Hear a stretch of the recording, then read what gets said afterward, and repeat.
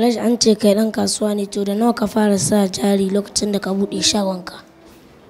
To Malam Mahir, abinda na faɗa shine ni na fara daga lebura ne, ma'aikacin wani ban sa jari a kasuwa ba. Abinda kawai na faɗa shine lokacin da na fara zuwa kasuwa, wato na zauna a ƙarƙashin wani mutum da ake cewa Alhaji su ɗan mai kunu. Shi Alhaji su ɗan mai kunu yana sai da lemu ne irin na kwalba, Coca-Cola da danginsu, shi dila na kamfanin a lokacin. So ya ɗauke ni kuma yana sai da wani abu da ke cewa kunun zaƙi. To wannan kwalaban da ake zuba kunun zaƙi ana wanke su saboda gobe a sake zuba wani sabo. To ya ɗauke ni a lokacin ina farkon abin da na fara yake nan ne a kasuwa. Za a zo a sani akwai wani burushi da ake wanke kwalaba da shi. To aiki na kenan a sa wannan kwalaba a ruwa, a sa burushi a wanke ta, wanda shi na fara yin aiki. A lokacin ban taɓa riƙe naira ɗaya a rayuwata ba. Shi wannan alhajin shi ne ya fara ba naira ɗaya a rayuwata. To da haka lokacin mahaifina, bayan na dawo daga waccan makaranta da na faɗa da na gaya maka kenan, mahaifina sai ya fahimci kamar akwai wani abu tare da ni haka. To a lokacin kwana wajen 30 ina zuwa wannan kasuwa, kullum ana ba naira ɗaya. Har na tara kuɗi sun kai naira 30 a lokacin nan.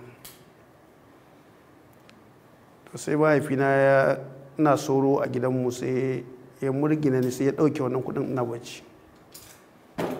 To har na shiga damuwa cewar na san na tara kuɗi, ban gaya kowa daga inda nake zuwa kasuwa ba, kuma ban gaya kowa me nake yi ba, da babata da babana duk ba su sani ba. To sai da wannan abin ya faru, to sai aka ga wannan kuɗi. Na shiga damuwa har babana ya kirawo ni, ya ce na faɗa masa damuwa ta, ya ce to ga kuɗin ga su, ya aka ka samu kuɗi. To sai ne masa bayan ina zuwa gidan wani rumfa Alhaji su ɗan mai kunu a kasuwa Sabon Gari, gashi shi ya bani wannan. To babana ya ce ba zai hana zuwa kasuwa ba, kuma ya min nasiha cewar na yi ƙoƙari na ga cewar na riƙe amana, na zama mai gaskiya, kada in yadda in cuci wani. To abin da na faɗa a rayuwata shine cewar wannan abin ya taimake ni sosai, saboda na ɗauki mahaifina ba mai kuɗi ba ne, amma ya ce min na je na ci gaba da abin da nake yi, amma kada in yadda in cuci wani. Wannan ya yi tasiri sosai a cikin rayuwata. Ya zama cewar na yi fice a cikin 'yan uwana a lokacin yara matasa da yawa, waɗansu suna samun su rigingimu, amma Allah ya kiyaye ni saboda na ɗauki magana da babana ya mun cewa kan na yadda in cuci wani, kuma ban cuci kowa a lokacin ɗin ba.